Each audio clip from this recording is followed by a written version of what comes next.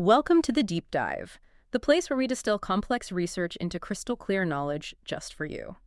Today we are undertaking a truly epic journey, strapping ourselves in for a grand tour of the outer solar system. We're visiting a world that completely upends our definition of where life can exist. Jupiter's icy moon, Europa. Yeah, the smallest of the great Galilean moons, but definitely the one with the biggest potential secret. We're constantly flooded with news articles, proclaiming it the most likely place in our solar system to harbor extraterrestrial life. Right. But today, our goal is to move beyond the headline hype. For you, the learner, we're providing the essential shortcut to the hard science. We'll unpack the incredible celestial mechanics, the things that keep this water world liquid and dynamic, driven entirely by internal heat. Exactly. Our mission is to understand the powerful physics that make Europa tick, based directly on the deep research material we have in front of us. To set the scene, just picture Europa.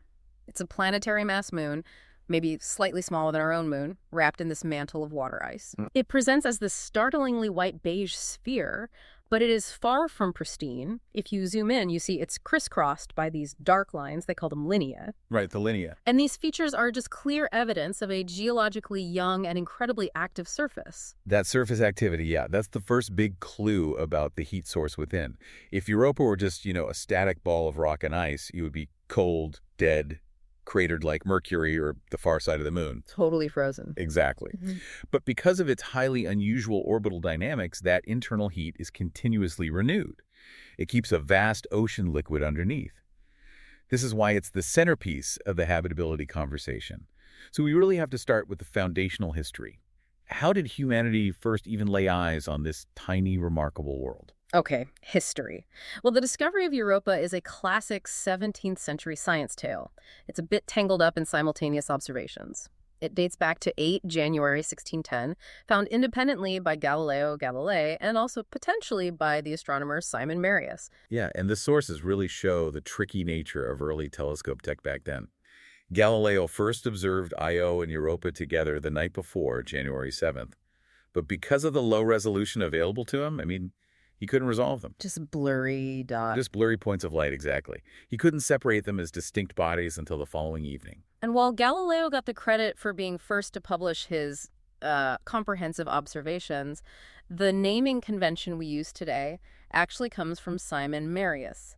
He later suggested the mythological names, though apparently he attributed the proposal to Johannes Kepler. And this decision really anchored the moon to mythology. It's a very satisfying link, isn't it? Europa is named after the Phoenician mother of King Minos, and critically a lover of the Greek god Zeus. Ah, Zeus. And since the moon orbits the planet named Jupiter, who is the Roman counterpart to Zeus, the connection is perfect. These mythological names stuck, but actually only after centuries of disuse. That's a fascinating historical detour because for centuries, astronomers mostly relied on that functional but maybe uninspiring Roman numeral system Galileo introduced. Yes, Galileo originally numbered them in order of distance from Jupiter, so Europa was designated Jupiter the second satellite out. This designation was perfectly accurate, until subsequent discoveries completely upended the system. Right, and this is where the history gets complicated for you, the learner. We're talking late 19th and 20th centuries. In 1892, Amalthea was discovered much closer in. Okay, so that pushed Europa out to the third position. Up to down the list. Exactly. Then the Voyager probes flew past in 1979 and discovered 3 more inner satellites. So now, while Europa is physically the 6th satellite in distance from Jupiter, it retains that historical Roman numeral Jupiter II in older astronomical literature, which, can be highly confusing. It can be. It's a great example of how scientific understanding of a system, even just its basic head count, evolves as our technology improves. It's Jupiter's second moon, historically speaking. Right. Okay, moving from the history books to the physics lab, we face the fundamental mystery. How does Europa, so incredibly far from the sun, stay warm enough to hold a liquid ocean? The answer, as you said, is gravity. Precisely. The entire heat mechanism is governed by its orbital dynamics. Europa orbits Jupiter in just 3.55 Earth days at a mean radius of about 670,900 kilometers.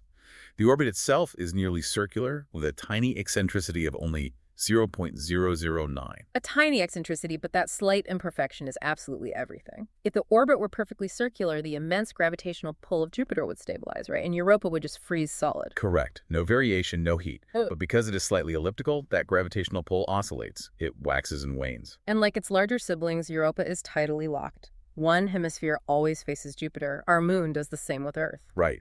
But here's a huge twist that the research highlights. Evidence suggests the non-synchronous rotation occurred in the past, maybe still occurring. Non-synchronous rotation. Okay, that sounds technical, but it's crucial. It means the icy crust might be mechanically decoupled from the interior. Yeah, think of it like a loose orange peel. The peel can spin independently from the fruit inside, Okay, so the icy crust is the loose peel. allowed to spin slightly faster or slower than its orbit, separated by that liquid layer underneath. And that decoupling, that separation, that's the clearest indicator of the underlying liquid layer, right? And it's directly related to the core heat source tidal flexing. Exactly. This flexing is possible because Europa is caught in this dance, a mean motion resonance with Io and Ganymede. That maintains that vital, slight orbital eccentricity. So as Europa swings closer to massive Jupiter, the gravity strengthens, it elongates the moon, creates internal stress. Stretches it out. Then as it swings further away, the pull weakens and it tries to relax back toward a perfect sphere. This constant, enormous gravitational kneading of its interior. That's what generates the immense heat, tidal dissipation. It drives all of Europa's geology. And what's fascinating here is that we can deep dive into exactly where that heat actually manifests. We aren't just talking about generic friction. The sources really break down the mechanisms driving the incredible energy budget of this moon. Okay, so where does the heat come from specifically? Well, first, there's the idea of tidal friction and Rossby waves. This is where the ocean tides themselves moving around convert into heat through friction. Standard stuff, but there's a truly mind-boggling theory suggesting that because Europa has a small, tiny but non-zero axial tilt, just 0.1 degrees, Jupiter's gravitational influence can generate massive planetary-scale tidal waves within the liquid ocean. These are known as Rossby waves. Rossby waves, like giant waves sloshing around inside the whole ocean. Pretty much. And if we connect this to the bigger picture, the scale is just astounding. Calculations suggest these theoretical Rossby waves could generate kinetic energy 2,000 times greater than the flow excited by the dominant, simpler tidal forces alone. 2,000 times greater. That's almost too efficient. Is there any pushback on that? Is that model widely accepted? Well, it's still theoretical, absolutely. But the excitement comes from the fact that it could solve Europa's overall heat budget problem. If these gigantic waves dissipate their kinetic energy through friction, that energy conversion could be the principal heat source for the entire ocean, making sure it stays well above freezing, regardless of how much heat is coming up from the rocky mantle below. Wow. Okay, so the ocean is potentially heating itself via these giant planetary waves. That's an incredible visual. But the heat isn't only affecting the liquid water, right? You also mentioned heat generated within the ice shell itself. Exactly. Tidal flexing dissipation in the crystalline structure of the ice. New experiments have shown that when the ice lattice itself is constantly deformed by these tidal forces, the internal friction within the crystal structure generates heat. Friction within the ice crystals. Yes. And the research suggests this process alone could generate maybe an order of magnitude more heat in the ice shell than previously estimated. This finding is huge because it impacts our understanding of the ice's temperature profile and, crucially, how thick that rigid outer shell actually is. Okay, and just for contrast, the source material notes that radiogenic heating, radioactive decay in the rocky mantle is present, but it's estimated to be way lower, like 100 times lower than the heat from tidal flexing. Europa is purely a tidal world. It really is. Its lifeblood, its heat, its geology, everything is all powered by Jupiter's gravitational influence. And just to put the strength of this force in context for you, the tidal forces acting on Europa are about 1,000 times stronger than the moon's effect on Earth. We are talking serious cosmic leverage here. 1,000 times stronger. Okay, so we have this powerful engine driven by Jupiter's gravity and orbital mechanics. What's the crucial output we are all hoping to find? That legendary subsurface ocean. Right. Based on its bulk density, Europa seems to have a composition similar to terrestrial planets. That means a primary structure of silicate rock, probably with a metallic iron core deep down. Rock and metal core, standard enough? Standard enough. But the attention is fixed entirely on that outer layer of water. It's estimated to be around 100 kilometers thick. And this massive layer includes both the solid ice crust on top and the vast liquid ocean beneath. And the existence of this ocean, it really transitioned from speculation to near certainty thanks to the Galileo orbiter back in the late 1990s. Galileo detected an induced magnetic field. It results from Europa's continuous interaction with Jupiter's colossal magnetosphere. And what's fascinating here is the physical requirement for that induced field. To generate it, you absolutely need a massive, highly electrically conductive layer in Europa's interior. Fresh water, not conductive enough. Frozen ice, definitely not conductive. The only plausible candidate is a giant subsurface ocean of salty liquid water. That's the smoking gun, isn't it? Salt water conducts electricity, and when we talk about volume, it's truly staggering. Whether the ice is thick or thin, that liquid ocean beneath may be about 100 kilometers deep. That leads to a total water volume that is, what, 2 to 3 times the volume of all of Earth's oceans combined? Yeah, it's a true global ocean, Mm. mind-boggling amount of water. Yet despite this overwhelming evidence for the ocean, there remains one of the greatest scientific controversies for you, the learner, following Europa science, the ice thickness debate. How thick is that shell separating us from the water? Okay, the big debate. We have two major scientific camps. Right. The thick ice model is currently favored by most geologists and geophysicists. This model estimates a solid, rigid ice crust somewhere between 10 to 30 kilometers thick, and that includes a ductile warm ice layer near the liquid interface. So pretty thick ice. What's the evidence for that? The evidence supporting this comes from looking at the large, older impact craters. The thinking is, if the ice were thin, a major impact would just punch right through. Splashdown. Exactly. It would release liquid water, causing the crater to quickly collapse or form completely differently. Since we see large craters that appear to have been filled in with flat, fresh ice, but still retain some definition, proponents argue the ice must be thick enough to resist that rapid collapse, which means the ocean rarely, if ever, interacts directly with the surface in this model. Okay, that makes sense. But then we have the thin ice model. This suggests the shell is only a few kilometers thick, at least in certain areas. And this implies regular, maybe ongoing contact between the liquid interior and the surface through open cracks and ridges, which could help form that chaotic terrain we see. Right, so if the thick ice model is favored, how do we explain those massive jumbled chaos regions? Doesn't that just scream localized melting and turnover? That's where the idea of subsurface lakes comes in. It kind of acts as a crucial compromise between the two models. Evidence suggests that some of those chaos terrain features, the really jumbled, rough spots, may actually sit atop vast, localized lakes of liquid water. Lakes within the ice shell. Exactly. Entirely encased within the icy shell, trapped maybe 5 or 6 kilometers down, distinct from the deep global ocean way underneath. Okay, and that distinction is vital for habitability, right? Because if life is confined to these shallower, trapped lakes, the energy sources might be more limited, maybe transient. Whereas if life is in the deep global ocean, It potentially has access to long-term energy from the seafloor. Big difference. let's look at the chemistry then, the water and the ice. For years, those reddish-brown streaks coating the surface fractures were a total mystery. Spectrographic evidence suggests they may be salts, like magnesium sulfate or potentially sulfuric acid hydrate, stuff deposited by evaporating water emerging from below. And recent data has really strengthened the argument for active ocean surface exchange. We've detected a distinct absorption feature at 450 nanometers. It's characteristic of irradiated sodium chloride crystals, basically, table salt that's been zapped by radiation. Table salt. Okay. Finding irradiated salt in those chaos regions confirms areas of recent subsurface upwelling. It means the salty ocean water is interacting with the deep, rocky seafloor, transporting material up and then depositing it on the surface ice where it gets irradiated. And tying back to the basic ingredients for life, the James Webb Space Telescope recently confirmed the presence of carbon on Europa, specifically concentrated as carbon dioxide in recently resurfaced terrain, an area called Terra Regio. It's huge. It confirms that an internal source of carbon, which is absolutely necessary for life as we know it, exists and is being vented towards the surface. Definitely. And if we return to those reddish streaks for a second, another major hypothesis is that they are composed of abiotic organic compounds called tholins. Tholins. Right. These are incredibly complex, sort of tar-like substances created when radiation bombards simpler organic molecules like methane or ethane. And why should you, the learner, care about tholins? Because from an astrobiological perspective, tholins are critical. They represent prebiotic chemistry in action.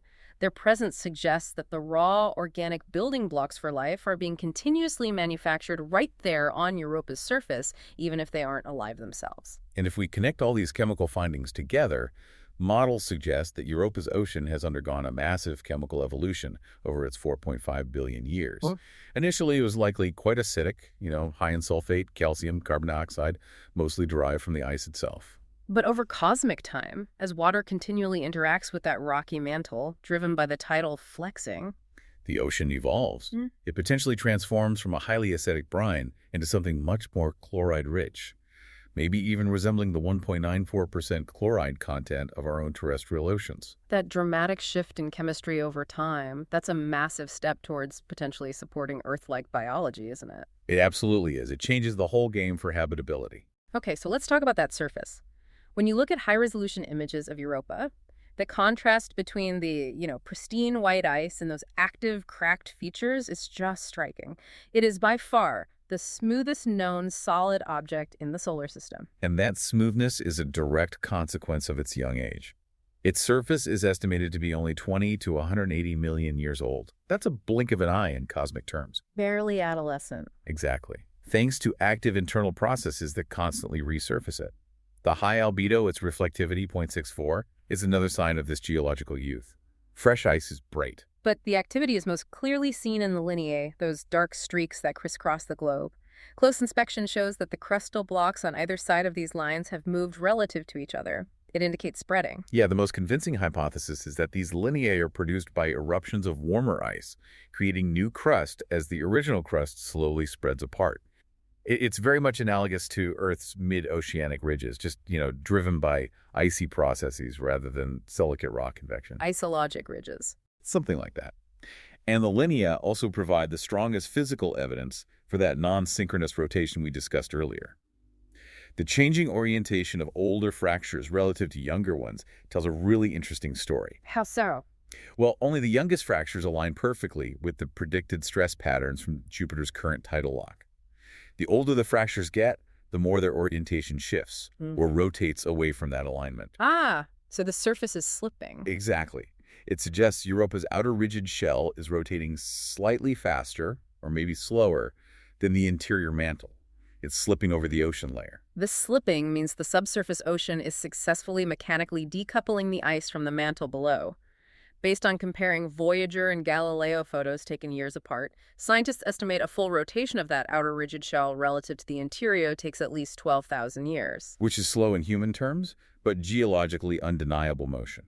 Furthermore, the research indicates evidence of true, active plate tectonics on Europa, which is just astonishing for an icy world. Plate tectonics like on Earth. Well, similar processes. We see clear evidence of crustal spreading at the linea and also convergence or subduction sites, where one plate of icy crust appears to be sinking and being recycled into the warmer, more ductile interior ice. We must be careful, though, right? Because the physics driving Europa's plate tectonics are likely fundamentally different from Earth's. On Earth, plate movement is driven by massive convection currents in the mantle. On Europa, the forces resisting potential Earth-like motions in the ice crust are significantly stronger than the likely driving forces. It's a similar process subduction, but probably driven by different physics, possibly related to that tidal flexing. That's a really important distinction. Moving beyond the cracks, we also see the lenticulae, or freckles. These are circular or elliptical features that manifest as domes, pits, or those jumbled chaos regions. Freckles on the ice moon. What forms them? The dominant structural hypothesis is that these are formed by diapers of warm ice. Think of huge buoyant blobs or bubbles of warmer, less dense ice rising up through the colder, rigid outer crust, much like magma chambers rising through Earth's crust. Okay, like icy blobs rising up. And if that warm ice breaks through the surface. Smooth, dark spots we see could be meltwater that was briefly released and then flash froze onto the surface.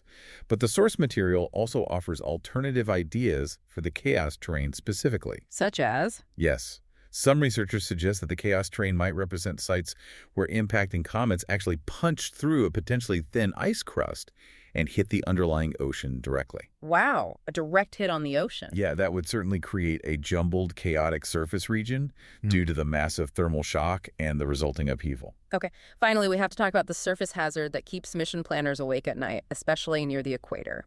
It has been hypothesized that the surface may be covered in these icy spikes called penitentiae. Penitentes. Yeah, these are common terrestrial features, actually. You often find them at high altitude in dry, cold environments on Earth. They're caused by sublimation ice turning directly into gas from direct overhead sunlight carving the ice away. On Europa, though, they could be gargantuan, potentially up to 15 meters high. 15 meters? That's like a 5-story building made of sharp ice spikes. That's terrifying for landing. Absolutely terrifying. The available Galileo imaging simply doesn't have the resolution to confirm them one way or the other. But radar and thermal data are highly consistent with this speculation. If they exist, a lander mission trying to set down on the equator, where sunlight is strongest and sublimation highest, faces a truly daunting obstacle course. Okay, so given all this activity, the heat engine, the ocean, the active surface, what provides the most immediate connection between the inside and the outside world? The answer likely lies in Europa's incredibly tenuous atmosphere and, perhaps more excitingly, the possible plumes erupting from its poles. Right, the atmosphere. Europa possesses a very thin atmosphere. Technically, it's an exosphere, composed primarily of molecular oxygen. But we must be crystal clear here. This oxygen is generated non-biologically. Yes, absolutely crucial point. The mechanism is called radiolysis. Europa is deep inside Jupiter's powerful magnetosphere, so it's bombarded constantly by highly charged particles. Solar UV radiation and these charged particles collide with the surface water ice. This massive energy impact breaks the molecular bonds of H2O, generating water vapor, which is then immediately dissociated, broken apart into hydrogen and oxygen. Okay, so radiation splits the water ice. What happens then? The lighter hydrogen escapes Europa's weak gravity almost immediately, just floats away into space. Yeah. But the heavier molecular oxygen, O2, is left behind. It accumulates to form a relatively dense component of the exosphere that can reach up to maybe 190 kilometers high. Now, this oxygen production is the first major tie-in to habitability, isn't it? A pivotal finding suggests that some of this radiolytically generated oxygen might not just stay in the exosphere, it may get absorbed into the ice crust And transported down to the subsurface ocean via geological turnover. Yeah. Specifically through those subduction processes we discussed where ice plates sink back down. This is potentially a massive life-sustaining mechanism if the ice shell is actively moving and recycling itself. Estimates suggest this geological process could lead to oceanic free oxygen concentrations comparable to those found in Earth's deep oceans. And potentially achieving that level within only maybe 12 million years, Right. which is geologically quite fast. Wow. That is a timeline that suggests complex, multicellular life forms, not just simple microbes, could potentially be supported, assuming they have an energy source to go with the oxygen. So the ocean is large, salty, potentially warm, and potentially oxygenated. 3 out of the 4 main requirements for complex life as we know it. It ticks a lot of boxes. Mm. However, the downside of being so close to Jupiter is that crushing radiation environment. Europa is deep within Jupiter's magnetosphere. It receives a lethal daily dose of about 5.4 sieverts an SDV right at the surface. Yeah, and to put that 5.4 sievert dose into human context for you, a single dose of 5 is usually considered fatal within days or weeks. Europa gets that every single day. It's every day. Okay. This is a critical constraint for mission planning. It forces engineers to design spacecraft that are either extremely heavily shielded, which adds mass and cost, or, ideally, that minimize their time near the surface. Which explains exactly why the scientific community is so obsessed with the geysers, the cryovolcanic plumes, if they exist and are active. We don't need to touch the surface at all. Hubble first detected hints of water vapor plumes erupting from near the South Pole. They were estimated to be up to 200 kilometers high. 200 kilometers. That's more than 20 times the height of Mount Everest, shooting water vapor into space. Just incredible scale. And the eruption rate is estimated at maybe 7,000 kilograms per second.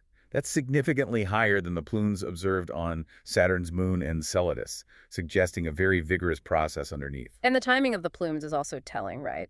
They might be episodic. Exactly. They seem to appear when Europa is farthest from Jupiter in its slightly elliptical orbit. This is entirely consistent with tidal force modeling predictions. It links the eruptions directly back to the orbital dynamics and the varying stresses caused by Jupiter's pull. The ice cracks open more easily when the stress is just right. So the profound implication for exploration is crystal clear. If confirmed, flying a spacecraft like the upcoming Europa Clipper through these plumes offers an unparalleled opportunity. We could sample the subsurface ocean chemistry directly, analyze it in situ for habitability markers, salts, organics, even biosignatures, without ever having to face the immense challenges of landing. It's the dream scenario for sampling. But here is the critical debate NASA is currently focusing on regarding the plumes. A bit of complication.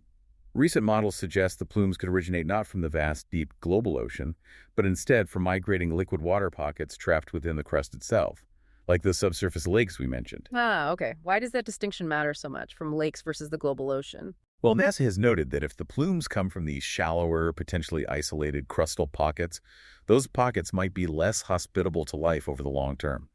They would primarily lack a substantial continuous energy source, like the hydrothermal vents hypothesized to exist on the deep global ocean floor where the water meets the silicate rock. It shifts the whole calculation about the potential complexity and stability of any life present. Are we sampling the main ocean or just a little pocket near the surface? Okay, we've established the incredible potential of Europa. It's this dynamic, potentially habitable world. Now we must ask, when do we physically go look? Early exploration in the 70s with Pioneer 10 and 11 gave us only fuzzy images. It was really the Voyager probes in 79 that gave us the detail leading to the liquid ocean speculation. But the foundational data, the bulk of what we knew for decades, came from the Galileo space probe. It orbited Jupiter from 1995 to 2003 and conclusively confirmed that induced magnetic field. More recently, the Juno orbiter, which is still there studying Jupiter, conducted a close flyby in 2022. It gathered data on the radiation environment and surface features from just 352 kilometers up. So the focus now shifts entirely to the next decade. We have ESA's JUICE mission Jupiter Icy Moons Explorer, launched in 2023. It's primarily focused on GandM, another fascinating ocean world, but it includes two critical Europa flybys expected around 2031. But the American mission is really the main event for Europa specifically, NASA's Europa Clipper. It's launching in October 2024. And this mission's whole design, its trajectory, is a direct response to that lethal 5.4 sievert daily radiation dose we talked about. That's right. The Clipper won't orbit Europa directly. That'd fry the instruments too quickly. Instead, it will orbit Jupiter in a wide, highly elliptical path. This allows it to perform 45 low-altitude flybys of Europa over its lifetime. Dipping in quickly for measurements, then retreating to safer distances, it minimizes the total radiation exposure time. Clever orbital mechanics. The Clipper's primary goals are investigating habitability, really nailing down the conditions. It'll use powerful ice-penetrating radar to finally determine the true thickness of that ice shell. That's a huge question. Finally answer the thick versus thin ice debate. Hopefully. And it's also scouting potential landing sites for a future mission. It needs to map the geology with unprecedented clarity to minimize hazards like those potential pentatowns. And the future conceptual missions, they really push the boundaries of engineering, don't they? The Europa Lander is a proposed concept mission that faces that perfect triple threat: intense radiation, unknown ice thickness, and the potential hazard of those 15-meter-tall ice spikes. Just the shielding alone is a massive, multi-ton challenge. It's incredibly difficult. And then the ultimate sort of big dream mission concept is the Cryobot Hydrobot that proposes a nuclear-powered melt probe, or cryobot, designed to literally drill, or rather melt its way through kilometers of ice crust using heat from radioactive decay. Melt through the ice? Yeah.